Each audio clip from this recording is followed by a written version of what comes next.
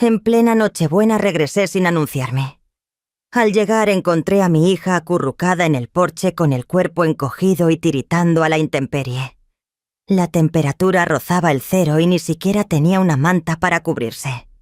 Dentro, la familia de mi yerno reía con las carcajadas, brindando con copas de cava frente al fuego encendido.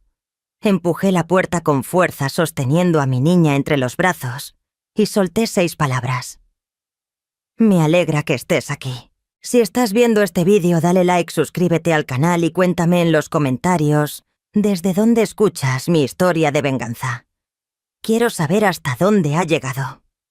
Bajé del taxi con el corazón acelerado.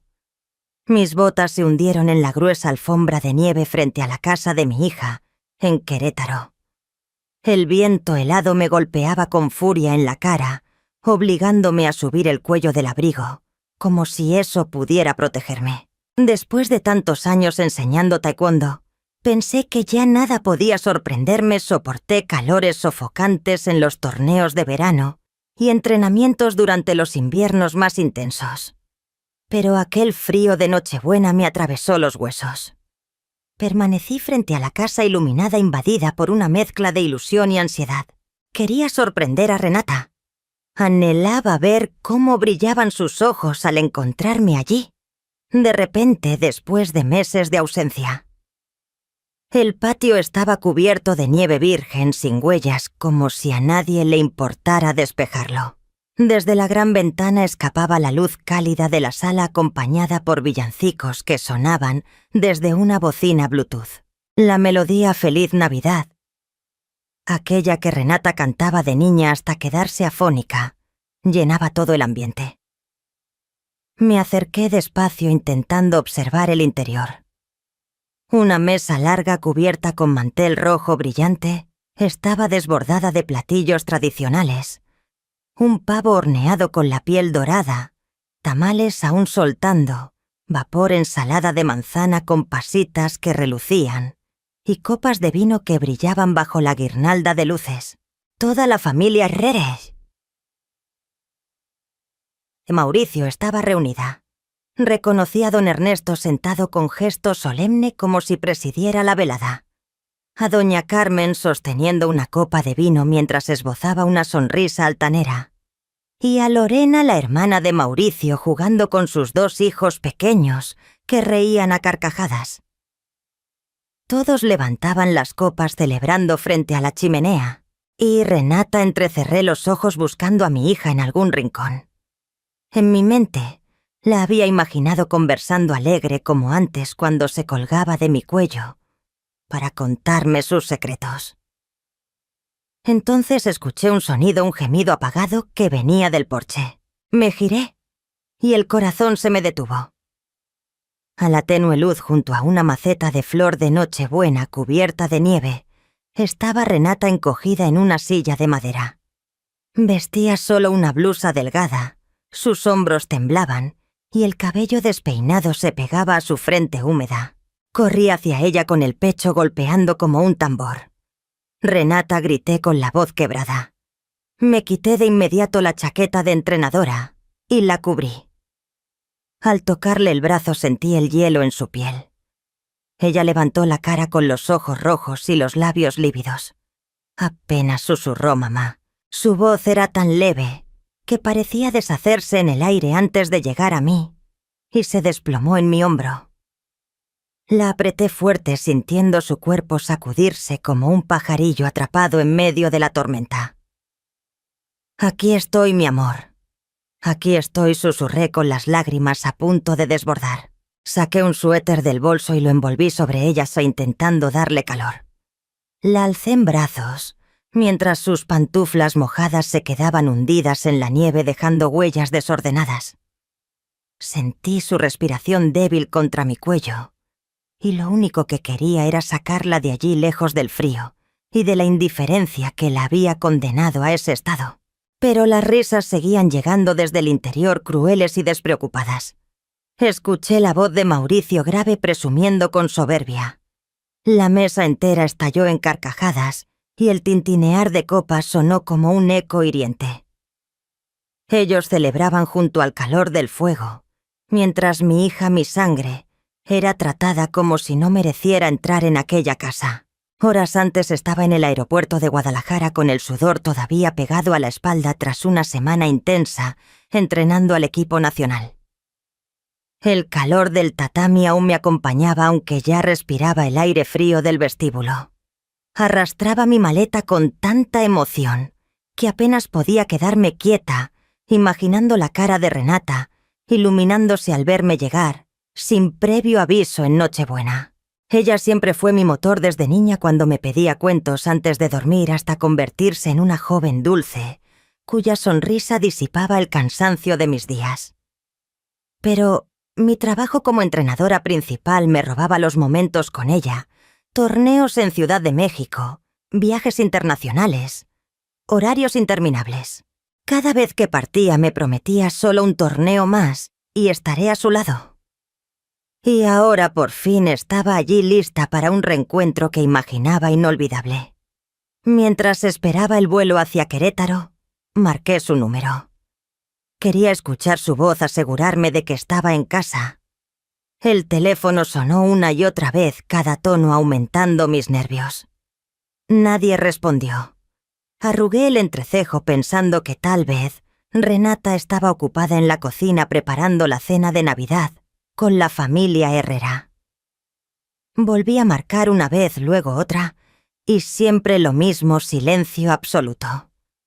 Una inquietud empezó a crecerme en el pecho como una mancha de tinta expandiéndose en agua. Le envié un mensaje. «Mamá ya viene. Estás en casa». Y me quedé mirando la pantalla, esperando ver ese puntito azul aparecer. Pero nada llegó. Intenté convencerme de que seguramente había dejado el celular en algún rincón o que estaría distraída colgando las luces del árbol, como solía hacer cada diciembre. Cuando el avión aterrizó en Querétaro ya era de noche cerrada. Arrastré la maleta hacia la salida y el frío me caló los huesos en cuanto puse un pie en la calle. Familias enteras se abrazaban, reían y se organizaban para ir a la misa de gallo. Un papá llevaba a su niña en los hombros. La pequeña sujetaba una paleta en forma de pino navideño y reía sin a carcajadas. Los observé con un nudo en la garganta. Yo también había cargado así a Renata, la llevaba de la mano por calles iluminadas mientras ella me cantaba villancicos. Ahora, en cambio, estaba sola tirando de una maleta que parecía pesar el doble, avanzando entre la multitud, con una soledad que no podía describir. Levanté la mano para parar un taxi y con la voz ronca por el cansancio dije: «Lléveme a Colinas, calle 12». El tráfico estaba denso. Las calles llenas de familias con chamarras y bufandas rumbo a la iglesia. Yo me quedé mirando por la ventana del taxi observando las luces que se escapaban de las casas a cada lado. Las campanas repicaban a lo lejos mezcladas con un coro que entonaba Noche de Paz. Sonreí imaginando a Renata en la cocina preparando los tamales con la receta que aprendió de mí. Cuando el taxi se detuvo en un semáforo, vi a un grupo de policías regulando el tráfico. Entre ellos reconocí a Diego, uno de mis antiguos alumnos de taekwondo en la escuela municipal. Ahora estaba más alto con porte firme dentro del uniforme, aunque su sonrisa seguía siendo la misma de aquel adolescente que solía saludarme con respeto. Bajé la ventanilla y grité: «¡Diego!». Él giró y sus ojos brillaron al verme. Diego corrió hacia el coche, el vapor de su aliento se elevaba en el aire helado.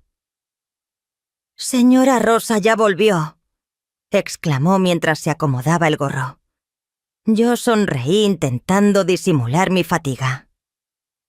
«Sí, acabo de regresar de la capacitación en Guadalajara. ¿Sigues en Querétaro? ¿Cómo has estado?». Diego asintió con entusiasmo. «Aquí sigo de tránsito. Vino a pasar la Navidad con su familia». «Sí, vine con Renata», respondí, y solo nombrarla me encendió el corazón. Pero de inmediato noté cómo su gesto se endurecía. La sonrisa se le borró, y en sus ojos apareció una chispa de duda como si quisiera advertirme algo, pero no se atreviera. Una mala corazonada me atravesó como una chispa encendiendo fuego. ¿Qué ocurre, Diego? ¿Hay algún problema? Pregunté bajando la voz. Él negó rápido, forzando una sonrisa. No nada, señora. Solo que... Qué bueno que esté de regreso. Pero en sus ojos se reflejaba preocupación. Antes de que pudiera insistir, el semáforo cambió y el taxi arrancó. Miré hacia atrás y vi a Diego observándome fijo, con la mano apretando fuerte la visera de su gorra. Al aproximarnos a la casa de Renata y Mauricio, pedí al chofer que me dejara a cierta distancia. Quería sorprenderlos, imaginar el rostro de mi hija al encontrarme de pie frente a la puerta. Tomé mi maleta y caminé por el sendero cubierto de nieve. Mis zapatos crujían dejando huellas profundas.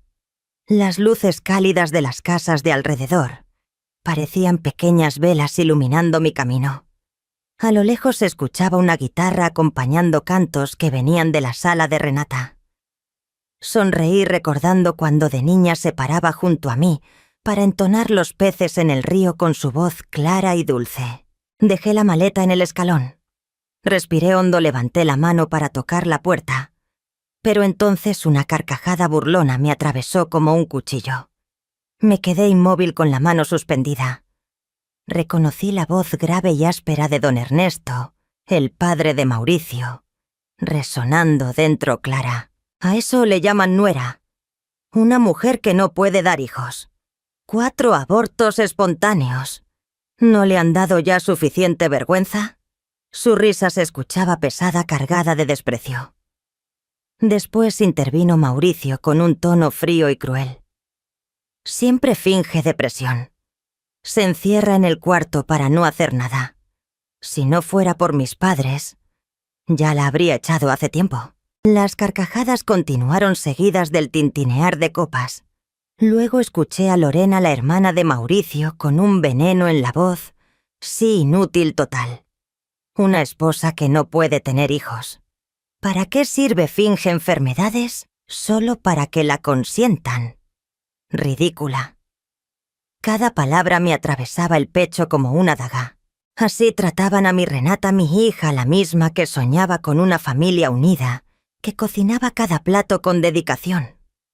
Ahora la humillaban de la manera más cruel. 4 abortos habían destrozado su corazón, dejándola llorando hasta quedarse sin voz en nuestras llamadas. Y ahora se atrevían a decir que fingía. Cerré los puños hasta clavarme las uñas en las palmas. Y fue entonces cuando vi a Renata encogida en una vieja silla de madera del porche, con apenas una blusa delgada, la cabeza caída, y todo el cuerpo temblando bajo el viento helado. Sentí que la vista se me nublaba y que el corazón se me detenía. La cargué en mis brazos. Su cuerpo seguía estremeciéndose frío como un bloque de hielo. Mis manos también temblaban, no solo por el invierno que calaba hasta los huesos en aquella noche de Querétaro, sino por la rabia que me ardía en el pecho. Cada paso hacia la puerta de la casa de los Herrera me pesaba como si llevara encima 1000 kilos, pero no me detuve. Golpeé con fuerza la madera. Los golpes resonaron cubriendo la música navideña que retumbaba dentro. Jingle Bell sonaba una y otra vez como una cruel burla frente a la escena que acababa de presenciar. Nadie salió. Rechiné los dientes y volví a golpear más fuerte aún, con la furia de quien quisiera derribar esa puerta de un solo empujón. Al final la puerta se abrió. Doña Carmen apareció con una copa de vino tinto, tambaleándose en su mano. Sus labios pintados de rojo intenso brillaban bajo la luz y un fuerte olor a alcohol emanaba de ella. Su sonrisa era falsa, una máscara que intentaba sonar amable. «Hey, doña Rosa, qué sorpresa que llegue así de repente», dijo con una voz melosa pero cargada de hipocresía, como si yo fuera una visita no deseada. ¿Por qué no avisó antes para recibirla como se debe? La miré directo a los ojos sin ocultar la rabia que me hervía por dentro. Avisar antes, gruñí palabra por palabra como un silbido entre los dientes. Si hubiera avisado, ¿cómo habría visto esto? ¿Qué le hicieron a mi hija? Abracé con más fuerza a Renata sintiendo su débil respiración contra mi hombro. Cada exhalación era un recordatorio de que no podía permitir aquello. Carmen asarqueó una ceja y bajó la vista hacia Renata. Esbozó una mueca de fastidio. Renata solo quiso salir a tomar un poco de aire frío. Respondió con tono suave pero rebosante de desprecio. No haga tanto escándalo. Hoy es Navidad. Entre, no se quede afuera. Sus palabras me cayeron como una bofetada. Salir a tomar aire cuando mi hija estaba al borde de congelarse con una blusa delgada. Antes de que pudiera responder, Mauricio apareció detrás de su madre. Llevaba la camisa desabrochada y una botella de vino en la mano. Su mirada era altiva, desafiante. Mamá cierra la puerta, ordenó con tono arrogante levantando el mentón. Déjala él afuera que se le pase. ¿Quién llega a la cena fingiendo fragilidad para no ayudar? Y soltó una risita burlona convencido de ser ingenioso. Sus palabras me atravesaron como un cuchillo no solo a mí, sino directo al corazón de Renata. Sentí cómo su cuerpo se encogía aún más en mis brazos, como si quisiera desaparecer. Entonces la voz de Lorena resonó ácida y venenosa desde adentro. Es una mujer que ni siquiera pudo cumplir con parir. Bien, ¿qué valor puede tener? Eres una inútil. Su risa sonó filosa como una navaja acompañada por los murmullos de los demás en la mesa. Escuché a los dos hijos pequeños de Lorena salir corriendo al porche curiosos. Miraron a Renata en mis brazos y luego se echaron a reír susurrando: «La tía Renata está castigada». Sus vocecitas inocentes dolieron como sal en una herida abierta. La sangre me hirvió. Embestí con el hombro contra la puerta y después le di una patada. La hoja se abrió de golpe chocando contra la pared y el estruendo silenció la sala entera. El vino en la copa de Carmen se derramó sobre la alfombra cara, dejando manchas rojas como de sangre. La música se detuvo de golpe como si alguien hubiera apagado las bocinas. El aire se volvió espeso, sofocante, cargado de tensión. Avancé al centro de la sala con Renata en brazos. Cada paso dejaba tras de sí un rastro de nieve derretida sobre el piso de madera, huellas de rabia imposibles de borrar. Todas las miradas se clavaron en mí. Don Ernesto me observaba con rostro helado. Carmen ya no sonreía. Lorena destilaba desprecio con la mirada. Y el resto de los Herrera mezclaban sorpresa con fastidio. Sentí la hostilidad como una muralla, pero no me importaba.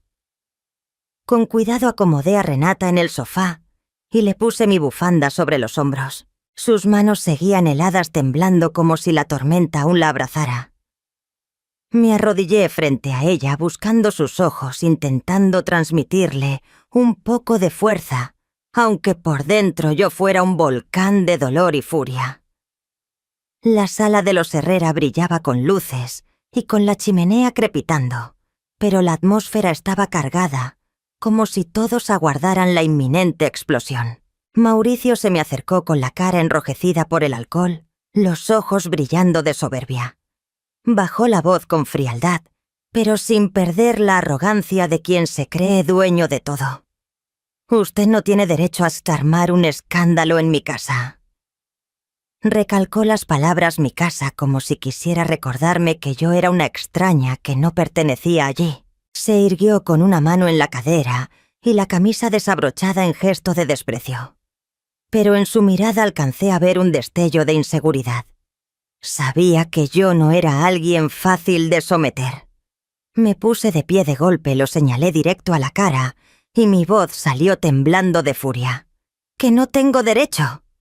¿Y tú? Tú tienes derecho a echar a mi hija al frío, a dejar que casi se muera congelada». Sentía la sangre hervir en la cabeza. Cada palabra me salía disparada desde el pecho. A eso le llamas esposo. A eso le llamas familia. Miré alrededor hacia la mesa del banquete, los platos humeantes, las copas brillando como si todo aquello fuera una burla contra el sufrimiento de Renata. Don Ernesto se levantó con calma de la cabecera. Se acomodó el saco y habló con voz grave y autoritaria. «Ya basta, doña Rosa. Esto es un asunto de familia. Una mujer que no pudo dar hijos debe aprender a soportar. Esa es la tradición». Sus palabras cayeron como un martillazo, heladas y crueles. Lo miré de frente y vi la soberbia de un hombre acostumbrado a mandar, convencido de que nadie lo contradecía. Pero aquella noche había ya escogido mal a su oponente. Dirigí la vista a la mesa, al pavo que todavía desprendía aroma, a los tamales, perfectamente alineados, al vino reluciendo bajo las luces. Y luego miré a Renata aún temblando en el sofá, con el estómago gruñendo como una acusación muda. Ya no me contuve. Mi voz explotó fuerte y cortante. Así se banquetearon ustedes mientras mi hija estaba afuera a 0 grados, sin abrigo, sin un bocado. A eso le llaman tradición. A eso le llaman humanidad. Doña Carmen se encogió de hombros con una sonrisa gélida, como si exagerara. Un asunto sin importancia. Una mujer que no puede tener hijos, aunque coma, solo desperdicia, dijo con voz suave, pero cargada de veneno.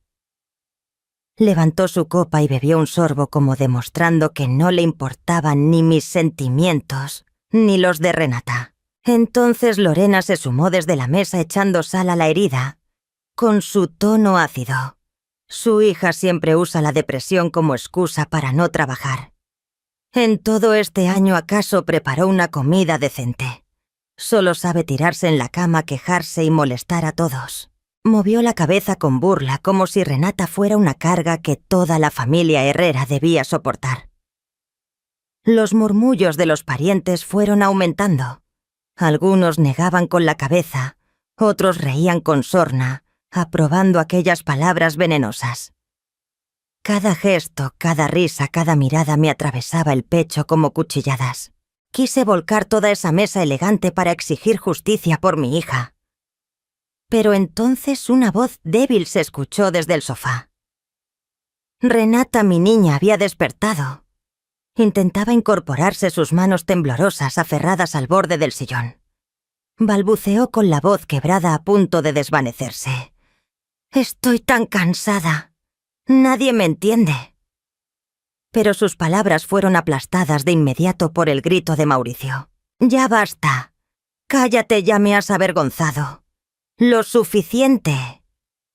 Avanzó hacia Renata con los ojos helados, dispuesto a destrozar la poca fuerza que le quedaba. Vi cómo mi hija encogía los hombros con los ojos rojos y llenos de lágrimas, y sentí que el corazón se me desgarraba. Di un paso al frente, colocándome delante de ella, lista para enfrentar lo que fuera necesario. En mi mente se agolparon recuerdos como una avalancha, las llamadas de Renata llorando desconsolada, cada pérdida que la dejaba rota por dentro. El primero, el segundo, el tercero, el cuarto. Con cada aborto sentí cómo su alma se quebraba un poco más. Ella había sido una muchacha dulce, soñando con un hogar cálido, con cenas familiares junto a su esposo e hijos. Pero el dolor una y otra vez la había empujado al abismo de la depresión. Yo intenté estar con ella, aunque fuera a través de llamadas a distancia, pero jamás imaginé que la familia Herrera, en quienes alguna vez confié, terminaría tratando a mi hija de esa forma. Mauricio, mi yerno, a quien en otro tiempo consideré un hombre decente, ahora mostraba su verdadero rostro, un verdugo silencioso que expulsaba a mi hija al frío como si fuera basura. Estaba a punto de enloquecer de rabia cuando a través del ventanal alcancé a ver a Diego en la terraza, quieto, con el puño cerrado y la mirada dura. Su postura mostraba que había sido escuchado y presenciado toda la crueldad. Le hice un gesto leve con la cabeza, una señal para que no interviniera en ese momento. Pero dentro de mí su presencia era un rayo de esperanza. No estaba sola. Tenía un testigo, alguien que sabía la verdad. Mauricio dio un paso más, levantó la mano y me señaló directamente, ya sin la máscara de cortesía. Se lo advierto, esta es mi casa. No se meta si no quiere que las cosas se pongan peor. Esbozó una mueca convencido de que yo cedería ante el poder de la familia Herrera. Pero se equivocaba.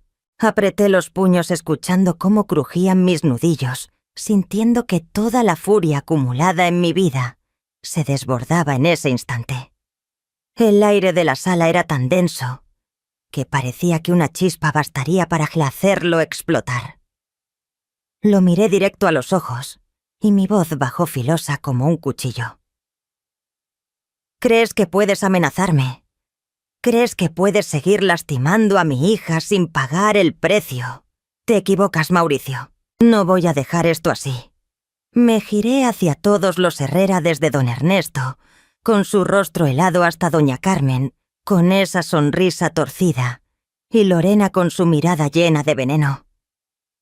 Todos ustedes, dije, mi voz resonando fuerte en la sala en silencio. Van a pagar por lo que le hicieron a Renata. La estancia quedó sumida en un silencio espeso, como si el aire se hubiera escapado. Puse la mano sobre el hombro de mi hija, sentí su fragilidad bajo la bufanda, y mi voz salió firme sin titubeos.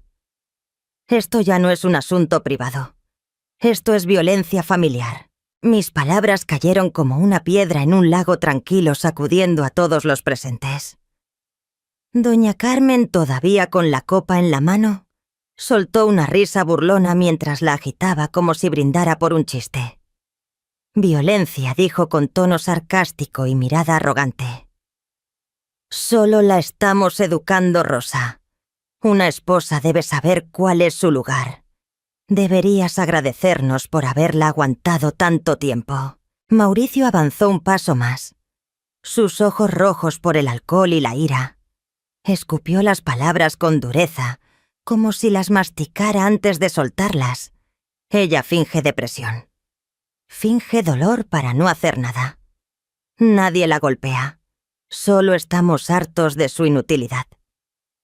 Se detuvo, me miró fijo y sonrió de manera torcida. Enséñale de nuevo a tu hija, Rosa. Nadie pierde embarazos 4 veces seguidas. A lo mejor fue a propósito. Aquellas palabras fueron cuchillas afiladas. No solo atravesaron mi corazón, también desgarraron las heridas que Renata nunca logró cerrar. Escuché cómo su respiración se cortaba como si la hubieran golpeado en el pecho. 4 abortos espontáneos. 4 veces que me llamó llorando con la voz rota, diciéndome que había perdido a los hijos que jamás pudo cargar en brazos. Cada vez yo solo podía abrazar el teléfono impotente, tratando de consolarla con palabras huecas desde la distancia. Y ahora Mauricio se atrevía a decir en mi cara que lo había hecho a propósito. Cerré el puño con tanta fuerza que sentí mis uñas clavarse en la palma y la sangre subirme al rostro. Había cruzado el límite. No lo soporté más. Saqué el teléfono del bolsillo del abrigo. Me temblaba la mano, pero marqué rápido el número de la comisaría más cercana. Voy a llamar a la policía, dije con la voz fría como el hielo, aunque por dentro era un huracán. La denuncia será presentada. Ustedes van a pagar ante la ley. Recalqué cada palabra grabándola en el aire para que todos entendieran que no estaba jugando. Mauricio quedó paralizado. La botella de vino se le resbaló de la mano y cayó con un clac sobre el piso de madera. El líquido rojo se esparció manchando la alfombra costosa.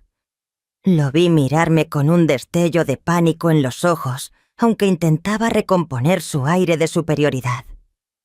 Se atreve, gritó, pero la voz ya le temblaba, como si no hubiera esperado que yo llegara tan lejos. Don Ernesto, que había permanecido observando con gesto frío, dio un paso al frente. Se acomodó la corbata y habló con su voz grave que retumbó con autoridad. No tienes idea de a quién estás desafiando, Rosa. He pasado mi vida en la silla de juez. He visto lo peor de este mundo. ¿Crees que una llamada tuya nos va a hacer temblar? Me miró con unos ojos afilados como cuchillos, queriendo recordarme que la familia Herrera no era fácil de doblegar. Pero yo no retrocedí. Había visto a mi hija temblar en el frío y nada, ni siquiera el poder de don Ernesto, iba a hacerme callar. Desde la mesa Lorena cruzó los brazos y sonrió con sorna. «Haga la llamada si quiere, doña Rosa», dijo en tono provocador. «Veamos quién le cree más. ¿Una vieja chiflada o una familia respetada como la nuestra? ¿Cree que la policía se pondrá de su lado?» Su risa venenosa recorrió toda la sala, convencida de que yo iba a fracasar. Renata, todavía en el sofá, me jaló de la manga con sus manos temblorosas. Su voz temblaba en un susurro. «Mamá, por favor, no lo hagas. Yo solo quiero paz». Sus ojos enrojecidos, llenos de miedo, parecían suplicar que no provocara más caos, como si temiera que todo empeorara. La miré con el corazón apretado, sabiendo que estaba asustada. Asustada de la venganza de los Herrera, de que las humillaciones siguieran cayendo sobre ella. Pero también sabía que si me detenía en ese instante, Renata quedaría atrapada para siempre en ese círculo de dolor. Le apreté la mano con fuerza, intentando pasarle un poco de mi valor. «No tienes que tener miedo», le dije con voz baja pero firme. «Yo te voy a proteger, te lo prometo». La alcé en brazos y la nieve de su ropa cayó sobre la alfombra, como pedazos rotos de un sueño que se había marchitado. No me importaron las miradas de desprecio de la familia Herrera, ni las amenazas que lanzaban. Solo sabía que debía sacarla de allí, de esa jaula de crueldad, en la que la habían encerrado demasiado tiempo. Cuando giré hacia la puerta a través del vidrio, empañado, distinguí a Diego en el porche. Tenía la mano sobre el radio, los ojos encendidos como brasas, listo para actuar en cualquier instante. Le hice un gesto leve con la cabeza, suficiente para que entendiera que estaba preparada para la batalla. Diego respondió con un asentimiento firme, su mano aún apretando el radio, como promesa de que estaría conmigo. Salí sin mirar atrás. A mis espaldas escuché a doña Carmen ordenarle a la empleada que limpiara el vino derramado en la alfombra. Escuché a Mauricio golpear la mesa con rabia, maldiciendo entre dientes. Y luego la voz grave de don Ernesto, colérica, resonó mientras hablaba por teléfono con alguien. Todo aquel ruido era como flechas clavándose en mi espalda. Pero ya no me importaban. Llevé a Renata a mi pequeño departamento cerca del Centro de Entrenamiento Nacional, donde había pasado tantos años como entrenadora. No tenía lujos, apenas una sala con un sofá gastado, una cocineta sencilla y algunas fotos familiares en las paredes. Pero para mí era un refugio. Allí podía resguardarla de los insultos y del frío de los Herrera. La llevé a la habitación y la acomodé en la cama. Seguía temblando, aunque ya estaba envuelta en mi abrigo grueso. Revolví en el closet hasta encontrar un suéter viejo y se lo puse con cuidado. Luego preparé una taza de chocolate caliente cuyo aroma dulce llenó el aire helado. «Tómalo, hija», susurré poniendo la taza entre sus manos. Pero ella solo miró el chocolate con ojos vacíos, como si ya no creyera que merecía un poco de calor. El timbre de mi teléfono interrumpió mis pensamientos. Era Diego. Su voz grave y segura llegó por la línea. «Doña Rosa, acabo de levantar el reporte inicial en la comisaría, pero creo que la familia Herrera no se quedará tranquila. Usted sabe que tienen poder. Estoy dispuesto a declarar como testigo si hace falta». Sentí la determinación en su tono, como una llama que se niega a apagarse. Diego, mi antiguo alumno, el mismo que un día se paró en mi tatami con ojos brillantes, ahora estaba conmigo en otra batalla. «Ayúdame a prepararme». Diego, respondí con voz breve pero agradecida. «Esto puede ser una pelea larga». Él solo contestó: «Lo entiendo, maestra. Aquí estaré». A la mañana siguiente llevé a Renata con una psicóloga en el centro de la ciudad. La doctora Morales, una mujer mayor con una mirada llena de ternura, nos recibió en un consultorio acogedor. Después de hablar con Renata, me miró con gesto grave y voz serena. Ella sufre una depresión severa, doña Rosa. 4 abortos espontáneos sumados a los insultos constantes de su familia política le han arrebatado la confianza en sí misma. Necesita descanso, tratamiento y sobre todo sentirse segura. Asentí con un nudo en la garganta. Ya lo sabía, pero escucharlo de labios de la doctora fue como otra puñalada.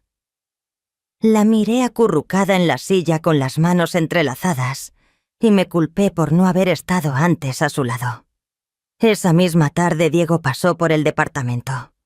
Vestía ropa sencilla, no el uniforme, y traía una bolsa con frutas y unos cuantos libros de cocina viejos. Los puso frente a Renata y algo inseguro dijo: «Sé que te gusta cocinar. Pensé que si empiezas de nuevo con cosas pequeñas como un flan o una sopa de fideos, podrías sentirte mejor». Su voz era suave, aunque en sus ojos noté preocupación. Renata bajó la cabeza jugando con el borde de su blusa y murmuró gracias, pero ya no creo que pueda hacer nada. Sus palabras me atravesaron como agujas en el pecho. Diego se entristeció por un momento, pero no insistió. Solo asintió en silencio, dejó la bolsa sobre la mesa y se volvió hacia mí. «Doña Rosa, lo que necesite, dígamelo. Yo la ayudo». Esa noche, cuando Renata ya dormía, me senté en la mesa de la cocina bajo la luz tenue, que caía sobre un montón de papeles. Escuché un ruido afuera y luego vi cómo un sobre grueso se deslizaba por debajo de la puerta, silencioso como una amenaza disfrazada. Lo recogí y lo abrí. Adentro había una hoja con letras torpes escritas a mano. «No se enfrente a la familia Herrera si no quiere terminar con la vida miserable como su hija. Ríndase». Sentí la sangre hervir al leerlo. Apreté el papel hasta hacerlo una bola y lo lancé con fuerza al basurero. El sonido seco rompió el silencio. Aquella amenaza no me asustó. Al contrario, me dio más fuerza. Creían que yo iba a retroceder. Estaban equivocados. Esa misma noche me senté a ordenar todos los comprobantes de dinero que le había mandado a Renata en los últimos años, recibos del banco, mensajes con mis notas de cariño. Cada documento era prueba de que siempre intenté apoyarla, aunque sabía que ese dinero lo malgastaban Mauricio y su familia. Cada hoja era un recuerdo las veces que Renata me llamaba con voz temblorosa para decir que quería comprar algo para la casa, y él le respondía que no hacía falta. Apreté tanto la pluma en mi mano que estuvo a punto de romperse. Yo había confiado en Mauricio. Pensé que cuidaría a mi hija, pero él solo la utilizó, y cuando dejó de servirle, la desechó sin compasión. Renata se despertó a medianoche.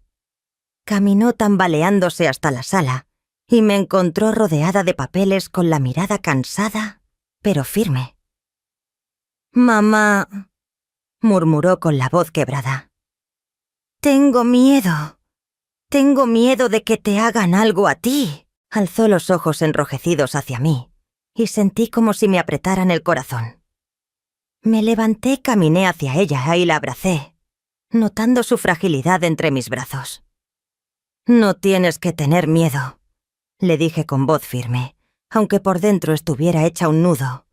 «De ahora en adelante yo voy a ser quien te proteja. Te lo prometo».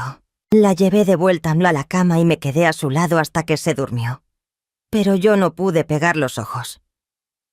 Regresé a la mesa de la cocina, seguí ordenando papeles y elaborando la lista de lo que había que hacer. Llamé a un abogado viejo conocido, Javier, quien años atrás me había ayudado con un asunto del equipo de taekwondo. Me prometió revisar el caso, pero me advirtió: «La familia Herrera tiene mucha influencia en Querétaro, doña Rosa. Conocen a medio mundo en los tribunales. Debe prepararse para una pelea larga». Asentí aunque él no pudiera verme. «Lo sé», respondí, Pero no voy a detenerme. Las semanas de preparación del expediente fueron una pesadilla interminable. Cada noche, bajo la luz tenue de la lámpara en mi pequeño departamento, revisaba hoja tras hoja, volvía a leer cada comprobante de depósito, cada informe médico de Renata. Esos números fríos eran prueba de mi amor, pero también recordatorios dolorosos de todo lo que había sufrido. Finalmente llegó el primer día de juicio. Sentí como si estuviera entrando a un tatami de taekwondo. Renata y yo cruzamos la puerta del tribunal de Querétaro. El frío de la mañana se colaba por debajo del abrigo. Mi mano apretaba la suya, notando sus dedos helados y temblorosos.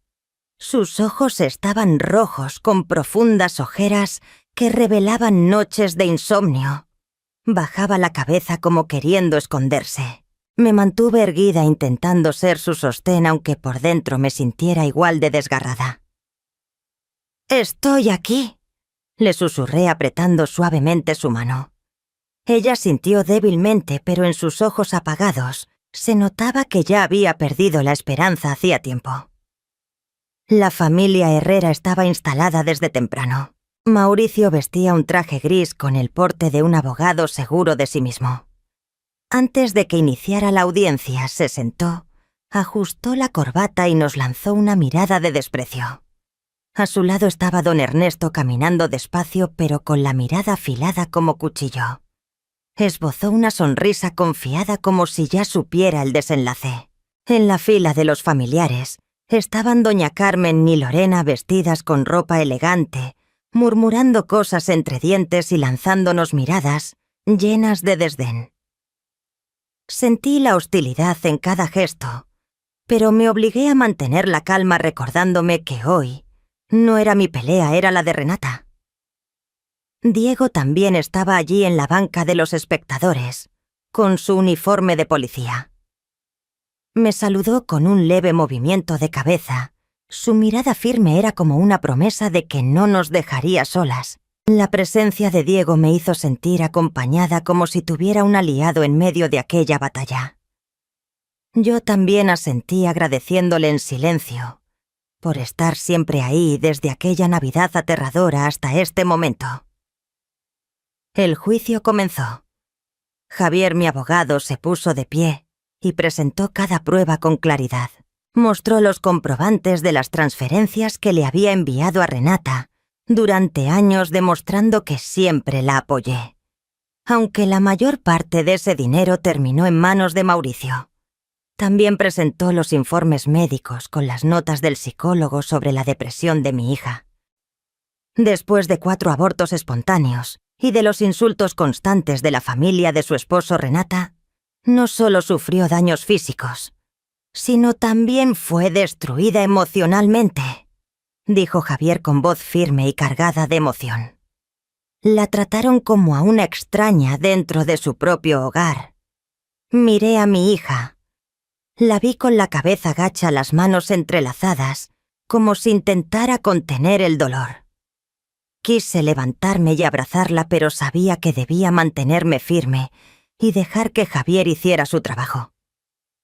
Entonces, los jóvenes abogados de la familia Herrera se pusieron de pie y empecé a sentir cómo la injusticia se colaba en la sala.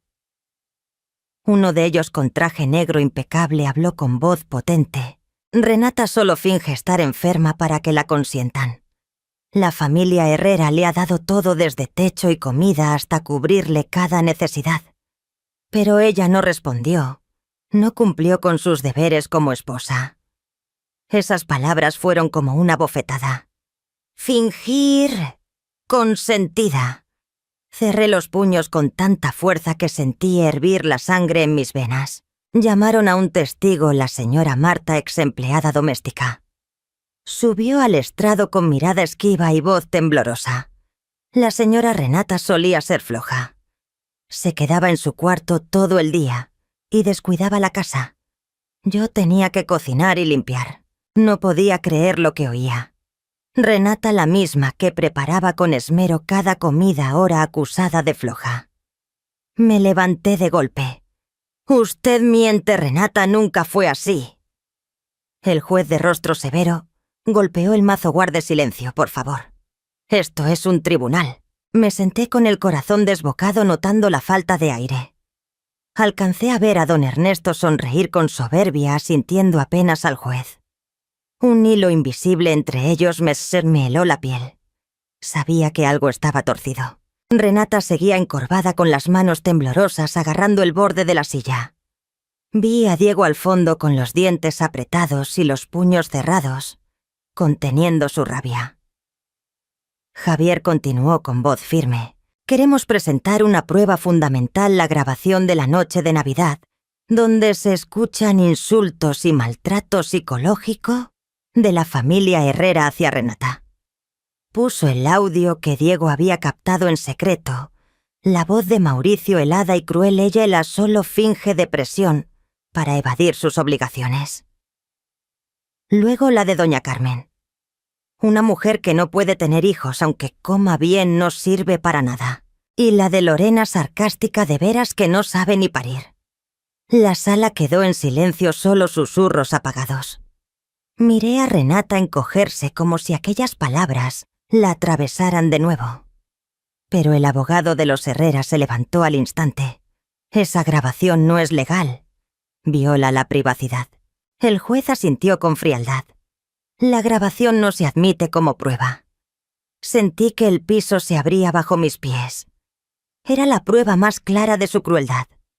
Rechazada por un tecnicismo. La sala se llenó de murmullos. Vi a Diego con el rostro cabizbajo, los puños temblando en sus rodillas. Renata ocultó la cara entre las manos, los hombros sacudiéndose. Quise enloquecer, gritar, exigir justicia.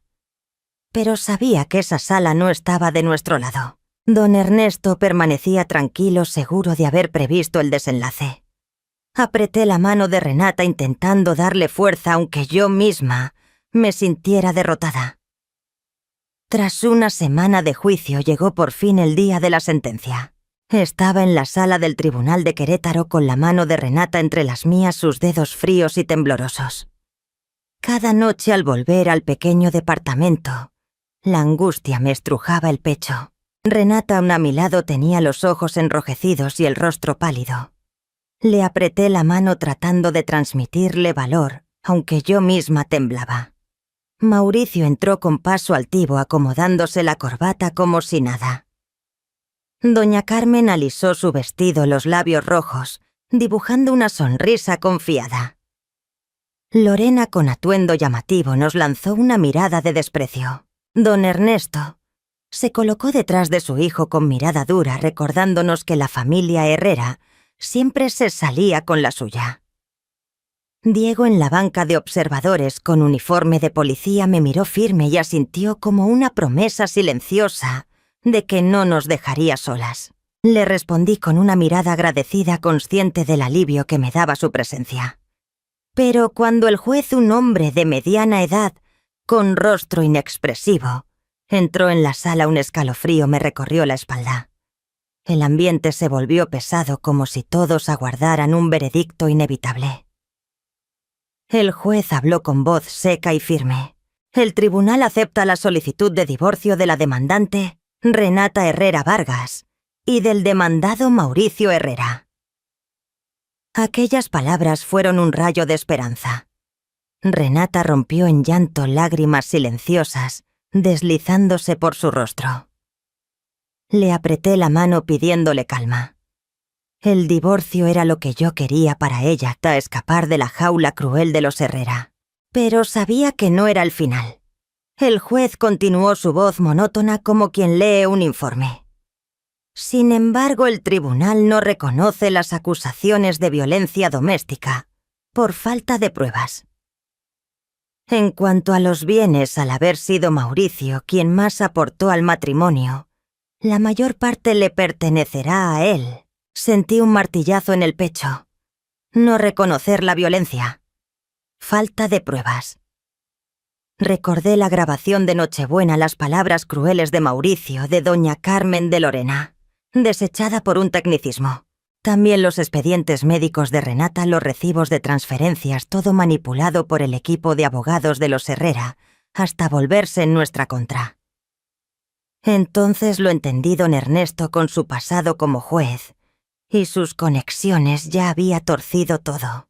Lo miré. Inclinaba apenas la cabeza con esa sonrisa autosatisfecha en los labios. Todo estaba arreglado.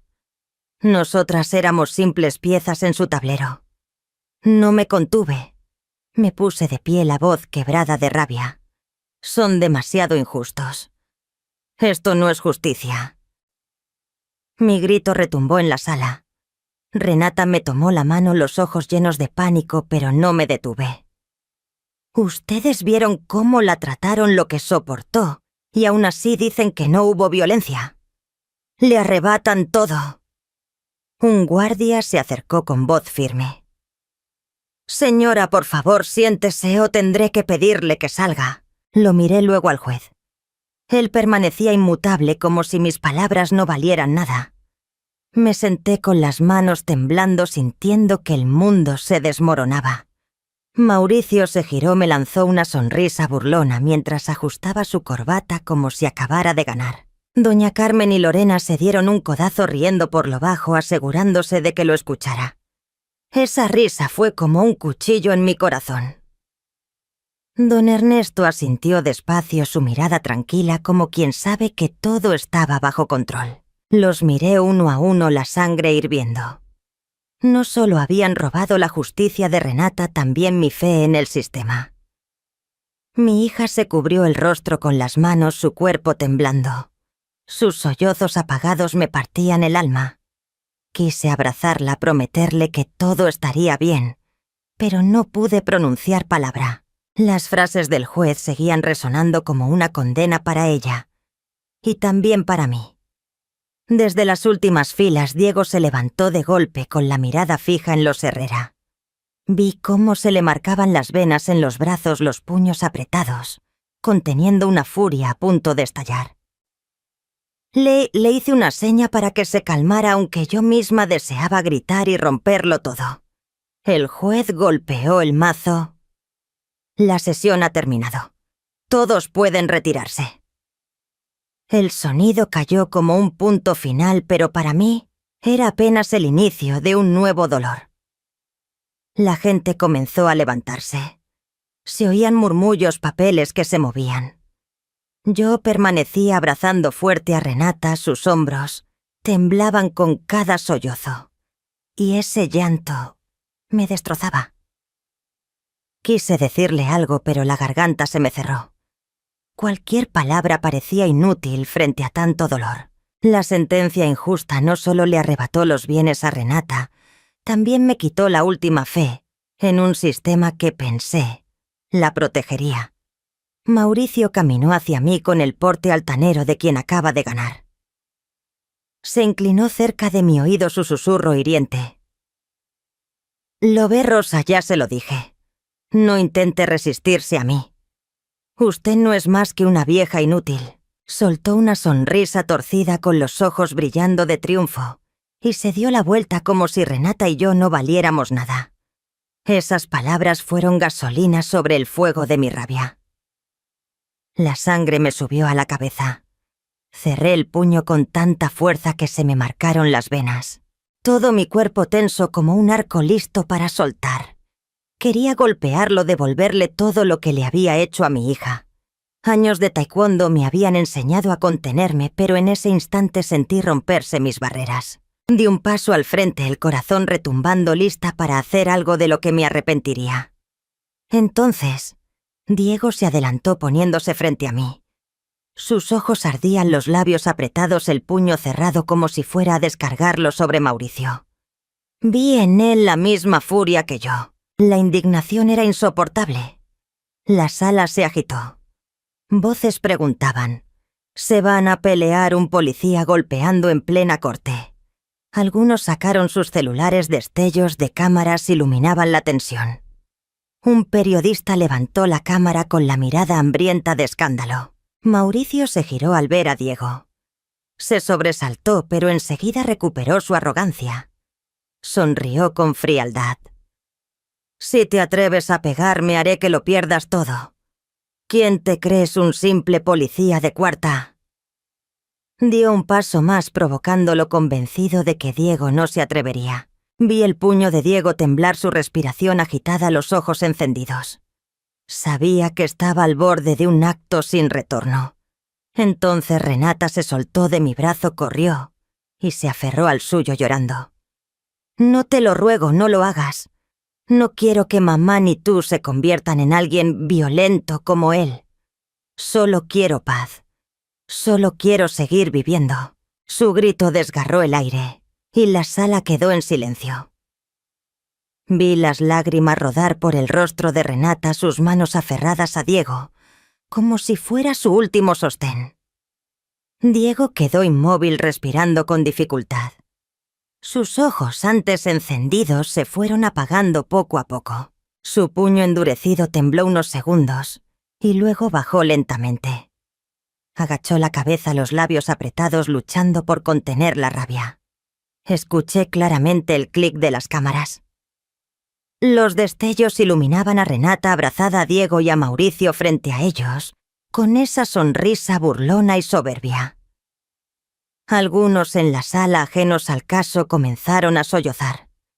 Un murmullo de llanto suave se elevó, como si el dolor de Renata les hubiera atravesado. Vi a una mujer mayor secándose las lágrimas, a un hombre de mediana edad negar con la cabeza con gesto dolido. Pero la familia Herrera seguía inmutable. Doña Carmen y Lorena cuchicheaban entre ellas con una sonrisa fría en los labios. Don Ernesto, con su porte de autoridad, asintió apenas, como si todo siguiera bajo control. El juez golpeó el mazo y su voz sonó cortante ese orden. Si siguen causando alboroto, llamaré a los guardias. El golpe del mazo fue como una advertencia, trayendo a todos de vuelta a la realidad. Yo avancé, tomé a Renata y la abracé con fuerza. Ella seguía llorando, su cuerpo temblaba en mis brazos como una niña perdida. Diego estaba al lado con la cabeza gacha, los labios apretados, como si se culpara por no poder hacer más. Puse mi mano en su hombro y asentí, queriendo decirle que lo entendía, que le agradecía su presencia. Mauricio acomodó la corbata y salió con paso triunfante. Doña Carmen y Lorena lo siguieron, sus risas frías resonando como cuchillos en mi pecho. Poco a poco la sala se fue vaciando, quedando solo Renata, Diego y yo, compartiendo la misma amargura atorada en la garganta. Abracé a mi hija con más fuerza, sintiendo su respiración débil contra mi hombro. «Mamá», murmuró Renata con la voz rota. «Ya no quiero luchar. Estoy cansada. ¿Podemos irnos a casa?» Sus palabras me desgarraron. Quise prometerle que todo estaría bien, pero la voz no me salió. La saqué de la sala con Diego caminando a nuestro lado en silencio, la mirada fija en el pasillo. El sol débil de Querétaro entraba por las ventanas, pero no calentaba mi corazón. Yo sabía que aquel fallo no era una derrota, más era una declaración de guerra. Los Herrera ganaron en el tribunal, pero yo no dejaría que ganaran en la vida de Renata. La miré y entre sus ojos enrojecidos vi un pequeño destello, como si aún quedara un hilo de esperanza. Por esa chispa juré no rendirme. Días después, Querétaro se agitaba con rumores. La prensa local comenzó a hablar. Titulares en mayúsculas aparecieron en las portadas: Juicio Herrera. La justicia fue comprada. Al leerlos, mi corazón latía fuerte, como si fuera nuestra propia voz. En redes sociales, el video de Renata abrazando a Diego en la sala se difundió rápido, su rostro en lágrimas, y la súplica de que él no se convirtiera en violento. Conmovió a muchos. Los comentarios se llenaron de indignación. La familia Herrera cree que puede manipularlo todo. Renata merece algo mejor. Yo leía esas palabras en nuestro pequeño departamento y sentía algo de consuelo, aunque el tribunal nos había dado la espalda. La comunidad estaba del lado de Renata. Los Herrera, pese a haber ganado legalmente, empezaron a sentir el costo. Escuché que antiguos colegas de don Ernesto murmuraban sobre cómo había manipulado la justicia. Uricio Apodado, el abogado de la injusticia, se convirtió en blanco de críticas en foros. El prestigio que tanto presumían se tambaleaba como un castillo de arena arrastrado por las olas. No me alegraba, pero sentía que al menos había una forma de justicia, la voz del pueblo. Llevé a Renata a vivir conmigo en el pequeño departamento, con la luz amarilla de las lámparas y fotos familiares en la pared. Cada mañana me levantaba temprano para prepararle el desayuno. A veces chilaquiles con salsa roja, otras huevos fritos con tortillas. Renata se sentaba despacio abrazando una taza de té, mirando por la ventana cómo la luz débil del sol se filtraba entre los techos de Querétaro. Había momentos en que veía lágrimas rodando por las mejillas de Renata silenciosas como gotas de lluvia. Pero sabía que aunque despacio estaba sanando. Cada día hablaba un poco más y sus ojos ya no estaban tan vacíos. Yo no la presionaba, solo permanecía a su lado lista para protegerla de cualquier tormenta. Diego se volvió parte esencial de nuestras vidas. Venía seguido a veces con un ramito de flores de Nochebuena, otras con panes dulces de la panadería. Cada vez que aparecía Renata parecía iluminarse un poco, como si su presencia fuera un bálsamo. Una tarde nervioso le entregó una cajita. Dentro había un llavero en forma de uniforme de taekwondo, símbolo de lo que yo enseñaba a mis alumnos. «No tienes que ser fuerte de inmediato», dijo Diego con voz suave. «Pero puedes empezar de nuevo poco a poco como lo hizo la señora Rosa». Renata tomó el llavero con los ojos brillando de emoción. Apretó los labios conteniendo las lágrimas y asintió despacio. «Gracias», murmuró con voz baja pero llena de sentimiento. Yo los observaba desde la distancia, con un alivio profundo. Durante años mi hija había sido menospreciada, llamada inútil. Ahora alguien veía su verdadero valor, la apreciaba por quien era. Me giré y me sequé una lágrima antes de que ella me viera frágil. Una tarde, cuando el sol pintaba el departamento, Renata estaba en el sofá frente a Diego con la cabeza agachada y la voz temblorosa. «Diego, puede que nunca pueda tener hijos. Si eso te decepciona», se detuvo temiendo arruinarlo todo. Yo desde la cocina fingía lavar platos con el corazón detenido. Diego sonrió, tomó sus manos y la miró directo a los ojos. «No necesito eso, Renata. Contigo ya tengo una familia». Sus palabras fueron como aire cálido disipando el frío en mi pecho. Las escuché con un nudo en la garganta. Durante años Renata había sido humillada, llamada fracasada por no poder ser madre. Y ahora alguien le decía que era suficiente. Giré el rostro dejando que las lágrimas cayeran en silencio, llena de gratitud. Llegó la Pascua y llevé a Renata de la mano a caminar por la plaza central de Querétaro, como cuando era niña. Ese día estaba llena de risas, aromas de tamales y música popular. Renata vestía un suéter ligero, el cabello recogido, y por primera vez en meses, sonrió clara como el sol de primavera. «Mamá, extraño esos días», dijo con voz suave. «Cuando me enseñabas a hacer flan, cuando contabas de tus combates de taekwondo». Yo sonreí y le apreté la mano. «Yo también los extraño, hija, y siempre habrá más recuerdos por hacer». Nos sentamos en un banco mirando a los niños en la fuente y comprendí una verdad sencilla. La justicia de los tribunales puede ser torcida, pero la justicia del corazón, el amor y la resistencia, nadie puede comprarla. Renata, aunque perdió mucho, se iba encontrando paso a paso. Y yo, que alguna vez me sentí impotente, entendí que mi mayor fuerza no estaba en los golpes sobre el tatami, sino en el amor por mi hija. Diego apareció con una bolsa de churros calientes, se sentó junto a Renata y le dio uno.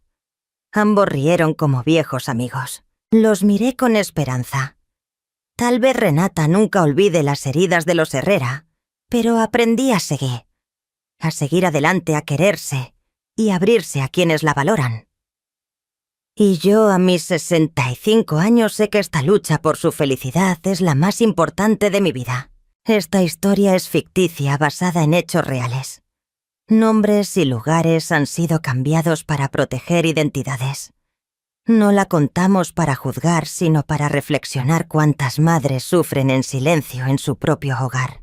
Y me pregunto, si fueras tú en mi lugar, ¿qué harías? ¿Callarías para mantener la paz? ¿O te atreverías a enfrentarlo todo para recuperar tu voz?